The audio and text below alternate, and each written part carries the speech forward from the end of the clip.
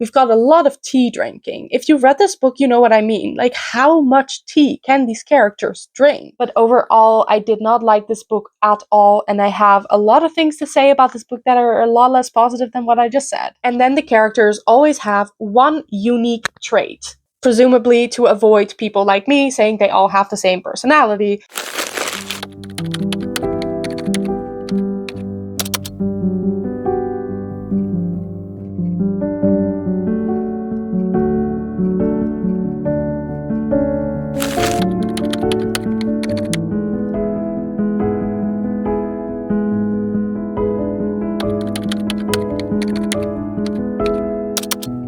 Hello, fellow book lovers. Welcome back to my YouTube channel. My name is Eline, and first off, I want to thank you so much for clicking on this video. In today's video, we are gonna do a October reading wrap up. Let's begin with some of the stats. So I read 6 books in the month of October. 3 of them were fantasy, 2 romance, and 1 non-fiction. I read 2,017 pages in total, and the shortest book that I read was 90 pages. This was a novella. The longest book that I read was 451 pages. And then my average star rating was a 3.95. So these are the books that I read in the month of October. As you can see, there are only 4 books on this pile, and then I put my e-reader on top because 2 of the books that I read are only on my e-reader. The first book that I read this month was Ruthless Vows by Rebecca Ross. This is the second part in the Letters of Enchantment duology. So the first part is Divine Rivals, which I read in spring 2024. So there was more than a year in between me reading this one and then me reading the second part. And that is because I actually wasn't a big fan of Divine Rivals. I believe I gave it 3 stars. So it's not like I absolutely disliked it. It wasn't a favorite. This one, however, I really love this one. I gave this one 5 stars. So I'm super happy that I did eventually pick up the next book in the duology, because I definitely doubted for a while there if I was going to pick it up. The main reason why I didn't like Divine Rivals as much was something that I cannot really explain because it would spoil part of the plot, and obviously I don't want to include any spoilers in this video. But basically there was a plot point at about like the 60% mark, I think, that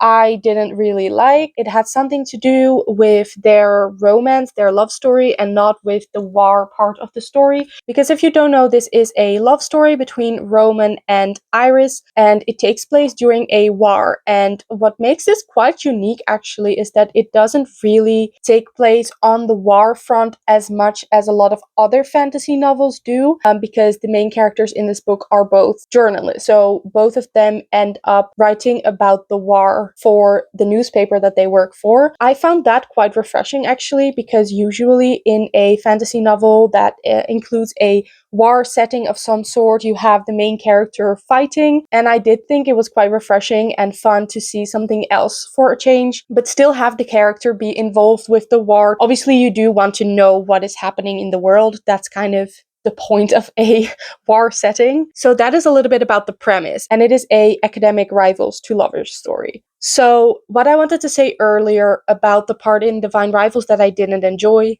it was mainly their love story. Okay, I think I can say this, which is that I thought their love story went too fast. I do love a slow burn, but also a love story doesn't always have to be the slowest of slow burns. But this one felt a little bit like the opposite of that. So that is why I gave this 3 stars instead of a higher rating. But then in Ruthless Vows, however, we do not have this problem. So I did like the plot a lot more. We get a lot more of the gods, because the war in this world is actually between 2 gods. So plot-wise, I don't think I can say much more than that the gods make more of an appearance in this one. I did like a lot of the plot points, I can say that, but I cannot go into detail, obviously, because this is the sequel. My main reason for giving this 5 stars, however, was not the plot per se. I feel like what really makes this book stand out is not the plot, but the writing style and the setting of the book. So the setting of the book, I think, is my favorite part of it. So this does take place in a time that I think kind of resembles our early 20th century. There's something about the setting of the early 20th century that's just a bit romantic, I guess, and a bit whimsical. So that is the thing I really, really enjoyed. And also, Rebecca Ross definitely tries to incorporate these things as much as possible. So, for example, we've got a lot of tea drinking. If you've read this book, you know what I mean. Like, how much tea can these characters drink? But that is an example of how she really does try to set a scene, and she's really good at that, I would say. As for the writing style, I have one quote that I like to read to you because it is just so beautiful, and I wanted to give an example of what I mean when I said the writing was just whimsical and just lovely. So I'm gonna read off my Kindle because I had the ebook as well as the physical book, and I kind of went back and forth between reading either, but I have the highlight on here. So Roman turned, a few tendrils of his black hair dangling over his right eye. Sometimes his beauty still struck her, made her knees feel weak. She realized that she loved the sight of him in the night just as much as she did in the day.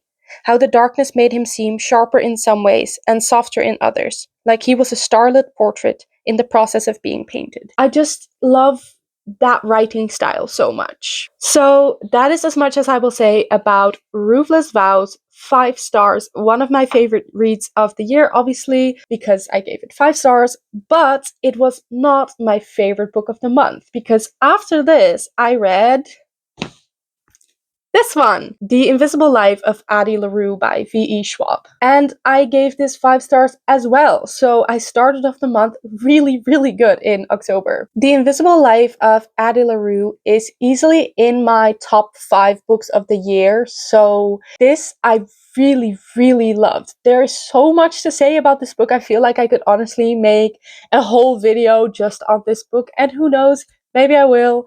But for now, I'm gonna try to keep it a little bit short, even though I could talk about this book for literal hours. Let's start with the premise of the book. This book has a dual timeline. The book starts off in 1714, and Addie LaRue is basically unsatisfied with her life, and I can go on about why she's unsatisfied, but you should just read it and then discover it for yourself. She is unsatisfied with her life and makes a sort of deal with the devil, kind of. I don't know if he's actually the devil. It isn't really implied that he is devil in the sense that we know the creature devil, but it is sort of like that. Basically, a creature.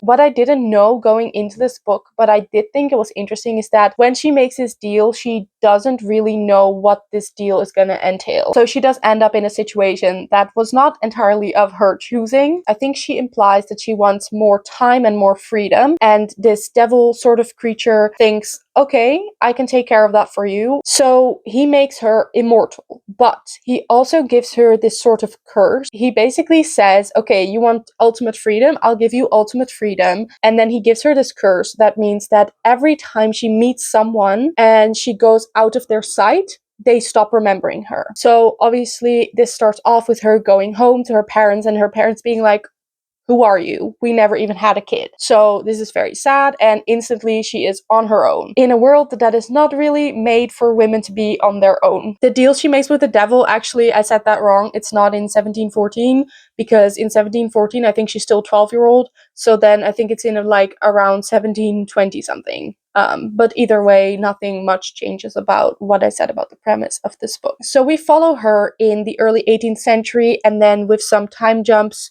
we go and explore her whole life before the other timeline happened, which takes place in 2014. So in the 2014 timeline, the premise is basically that she runs into someone, and for the first time in her life, someone actually remembers her. So she is obviously very confused, but also very happy. And then we go from there. I love the concept of this. The concept of this is just so unique, and that is one thing I really, really love about this book. I also love the way that V.E. Schwab explored this concept. You can definitely tell that she put a lot of thought into this concept, and the way she executes it, I think, is done so well. There are so many little details, so many things that she thought of. I won't give all the examples away, because that is also one thing I really loved about this book is reading about those examples. The fact that she has such a unique curse makes reading about her day-to-day life so interesting. So one of my favorite parts about the book in the beginning was also just reading about how she goes through life. Her curse gives her so many problems in life, but also some opportunities. So one example of this is in the 2014 timeline. She wants a new outfit and she goes into a store and she goes into the fitting room, and the moment she steps into the fitting room and closes the curtain, the staff has forgotten she is there. And then she changes into a new outfit and she leaves her old clothes behind and she just walks out of the fitting room. So obviously the staff don't really know that that was not the clothes she was wearing to begin with. And she just walks out of the store. And maybe they do notice at that point, like,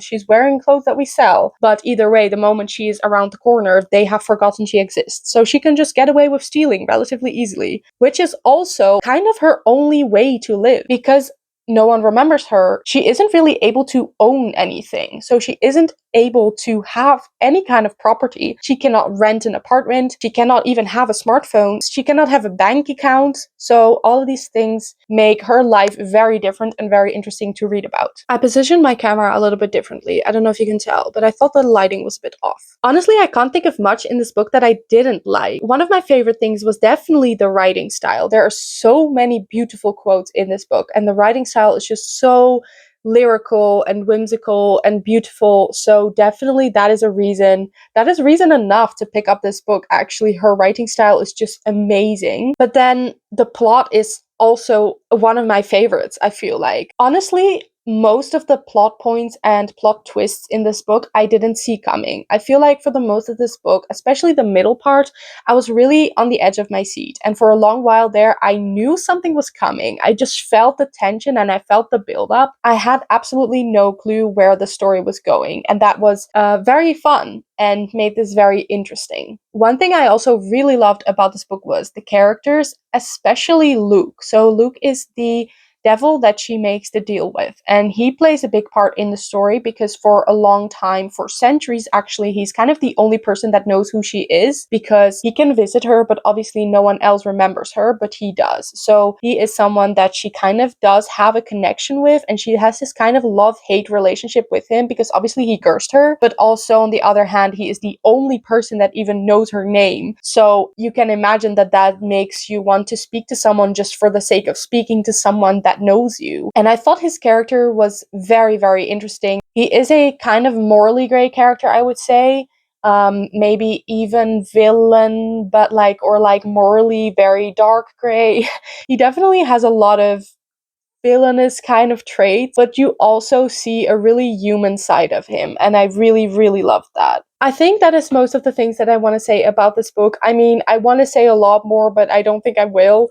Honestly, if you haven't picked this up already and you like this sort of book and the premise sounds even a little bit interesting to you, please do pick it up. The writing style, the plot, the characters, everything about this book I really, really loved. So I gave this 5 stars, and it is one of my favorites of the year. So that was The Invisible Life of Addie LaRue. So after 2 5 stars, the month got considerably worse. The next book I read was this novella called The Apple Pie Ice Cream Parlor. This is a novella in the Dream Harbor series by Laurie Gilmore. If this doesn't sound familiar to you, that might be because this novella is, for now, only available in the Netherlands and Belgium. This was written for the Week of the English Book, which is an event we have in the Netherlands and Belgium. And basically the concept is, if you go to the bookstore and you buy an English book, you get this little novella for free. So I went out to the bookstore because I wanted this novella, and I actually bought a book specifically because I wanted to get the free novella. Unfortunately, I did not like it very much. I ended up giving it 2.5 stars. Let's start out with a few positive things I have to say about this. So if you don't know, the Dream Harbor series is the series that the Pumpkin Spice Cafe is a part of. So the town that all the characters live in is called Dream Harbor, and that is, I guess, one of the only things I like about the series is the town is cute. One other thing I liked about this book actually is probably quite specific to me. I am in college studying to be a primary school teacher, and the two main characters in this are both primary school teachers. So reading about that was fun, but I don't think reading about that is fun for everyone necessarily. It was just relatable. It was also done well. I would say the scenes of them in the classroom, the scenes of them conversing with the children were written well and were written accurately, and some of them to me were specifically very funny because they are so relatable. At some point, for example, I think someone asks her to repeat herself and says like, "Oh, sorry," and then she replies with, "Oh, I'm used to repeating myself." And I thought that was so funny, and there were more examples of that where I just specifically found certain moments to be funny, especially the first scene that we get that is actually in a classroom, and it might be the only scene if I remember correctly, but that is of Leo being in his classroom talking to the children in his class, and it's so funny and so accurate and so relatable. So I did think that was very fun. But overall, I did not like this book at all, and I have a lot of things to say about this book that are a lot less positive than what I just said. A lot of the critique points that I have apply to the series as a whole and not necessarily to this novella specifically, but they were also applicable to this novella, so I will be talking about those critique points. Actually, I forgot to say the premise of this book. Let's do that first. So this book is about Leo and Charlie, and they are co-workers and they are already friends. They have been friends for a few years, I think. So it is a friends to lovers short story about two co-workers. They're both primary school teachers. I believe they kiss in like the first sentence of the book, literally the first sentence. So the first sentence of the book is actually, Charlotte Andrews was kissing her best friend. And that is basically what kicks off the plot. And both of them are kind of like, oh, but we're friends, so we can't, but also we really want to. And then they formulate this sort of plan in which they decide that they can have a physical relationship without having an emotional relationship because they are convinced they shouldn't have an emotional relationship for some reason. So basically, both of them, after kissing, are really like, oh, I want to do that again. And they believe that, you know, having a physical relationship will get it out of their system or something, which is obviously a very stupid plan and has that really ever worked for anybody in a work of fiction. Either way, my main critique point of this book and of the series as a whole is that I feel like all the books in the Dream Harbor series have the exact same plot. So basically, we always have a female main character and a male main character. They like each other, mainly physically, to be completely honest, and for some reason they believe they cannot be together. They absolutely can, but they think they can't. And then that goes on and on and on until eventually, obviously, they solve it because it's a romance. So obviously they do solve it, and eventually they realize they can be together, and they could have realized that a lot earlier, but they didn't for some reason. By my summary, can you tell that I'm done and very sick of this?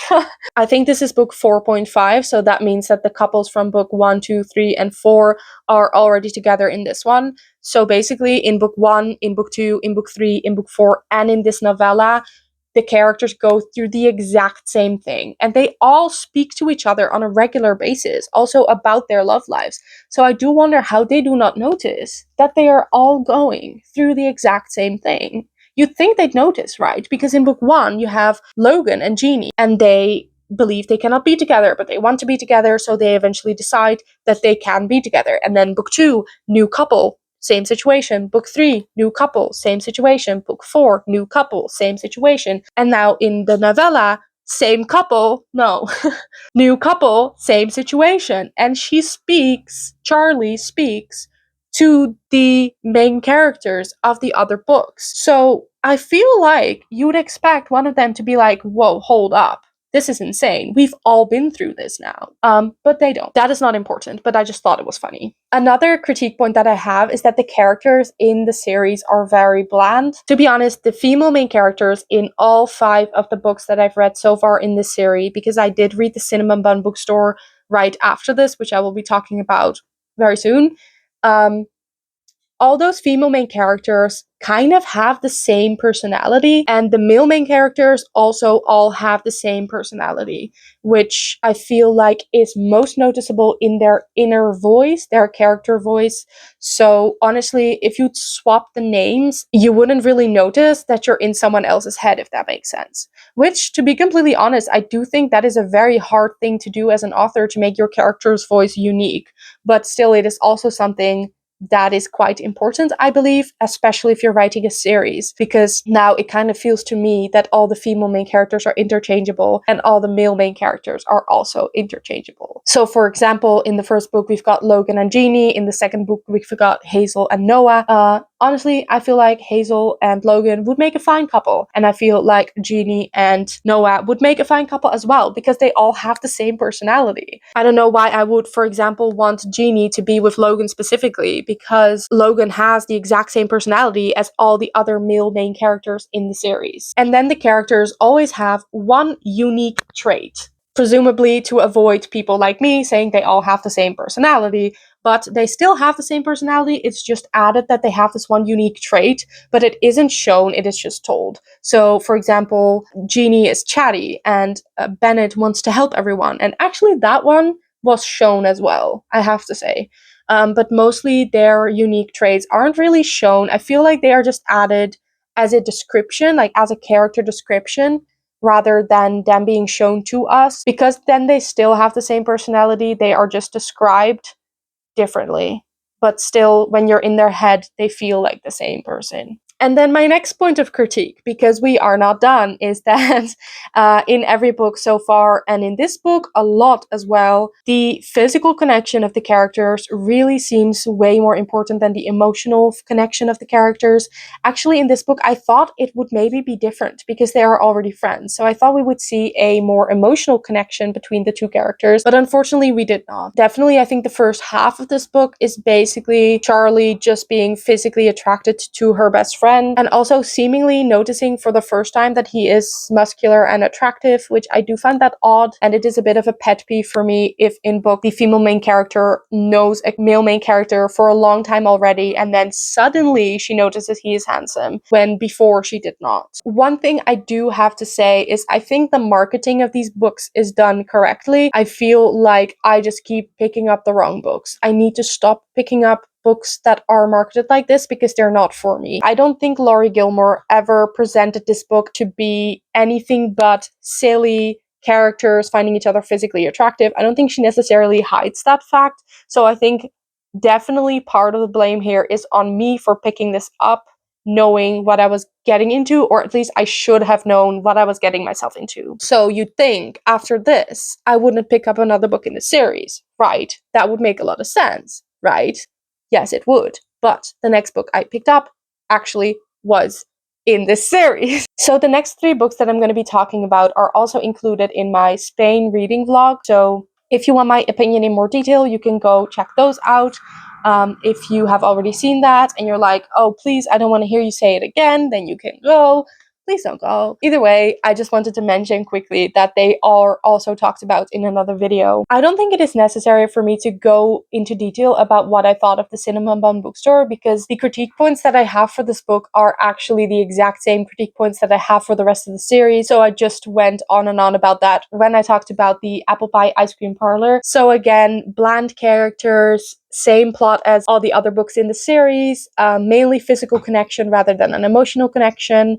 I think those are the main 3 things that made me rate this book. Also, not so good. Actually, the rating that I gave this book is a 1.75. So that is even lower than I gave the Apple Pie Ice Cream Parlor. Like I said, one of the main critique points that I have for the series as a whole is that the main characters believe they cannot be together, but I don't think they have a good reason to believe they cannot be together. But the difference between the other books in the series and the Cinnamon Bun Bookstore is that in the other books in the series, they had bad reasons, in my opinion, and in the Cinnamon Bun Bookstore, they had no reasons. So that is all I really have to say about the Cinnamon Bun Bookstore. The next book that I read was The Assassin's Blade by Sarah J. Maas, and I like this one a lot, so I gave this 4.5 stars. This is the prequel to the Throne of Glass series, and it consists of 5 novellas. So if you don't know the series, Selena is an assassin, and she works for Arobin,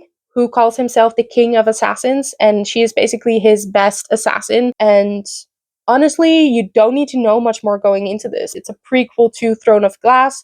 So in Throne of Glass, she starts off as a captive, and then in these 5 novellas, you read about her previous life as an assassin and also about how she ended up in captivity. So that was very interesting. The main thing I liked about this book is the characters. I liked Selena as a main character a lot. She is just a very powerful girl. Honestly, I think she's like 17 in this book. I liked a lot of the side characters as well. I liked Irene, I liked Ansel, I liked the pirate lord. I don't think I can pick a favorite novella, actually. They all had such different settings and storylines. So the first novella, for example, is a very piratey, summery beach setting, kind of. And then the second novella is completely different. It takes place in an inn, and it is just about her forming a very short connection with a girl working at that inn. And then the third novella is completely different again, and the setting of that one I think I like the most. That was the novella, if you have read it and you know, that takes place at the Silent Assassins. So she is sent away to a desert in which she has to train with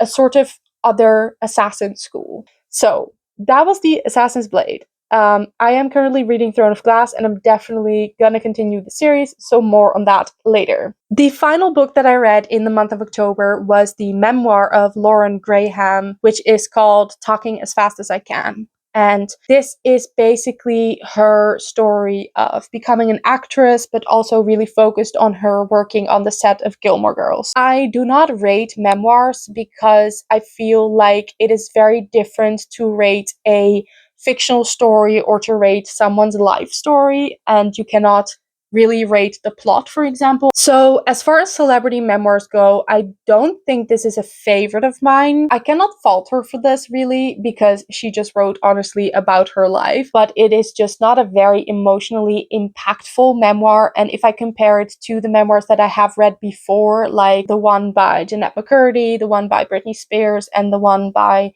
Matthew Perry, this is very lighthearted in comparison, and that is not a fault per se, but it does mean that it has way less of an impact on you as a reader, and it is way more just a fun, quick, entertaining read. I do like her writing style a lot. I think she is very funny, and you can definitely tell that from the writing. I don't think I have a lot to say about this one. If you want a little bit more detailed thoughts, you can watch my Spain reading vlog. I go a little bit more into detail about this book in that video. The only critique point that I do have is that the chapter in which he talks about the making of the show, I don't know, I guess I had really high expectations and I wanted a little bit more. Basically, there's one chapter in the book which is dedicated to her talking about Gilmore Girls and the filming of Gilmore Girls. And basically the format of that chapter is she goes season by season while she watches the show herself and comments on the show. So it's kind of like watching a reaction video in book form where she is reacting to what she sees on the screen while she rewatches Gilmore Girls for the first time in her life. While that was interesting, I did hope for a little bit more behind the scenes things rather than her commenting on what happens in the show and what she sees in the show, which I feel like if I compare it to Matthew Perry's memoir, for example, he goes more in detail about the behind the scenes of filming Friends, for example, and I kind of wanted that, and I got that less than I thought I was going to get, and I got that less than I wanted to get. So that is the only critique point I have, but still, if you like Lauren Graham, if you like Gilmore Girls, then I would recommend reading this book. It was a quick read, it was entertaining, and I'm glad I read it. So those were the 6 books that I read in October. I hope you enjoyed listening to my quick reviews. Well, quick, were they quick? Don't know. But I hope either way that you enjoyed listening to my talking about these books. I hope maybe you got some recommendations even. That would be super fun. If you do end up reading any of these books after watching this video, please do let me know. If you have already read one of these books, also, please share with me in the comments what you thought about them. Did you agree with me? Did you completely disagree with me? That is completely fine. Let that be very clear. I'd be so interested to hear any one of your opinions on any one of these books. So I think I am gonna end the video here, and I really hope to see you in the next one. Bye!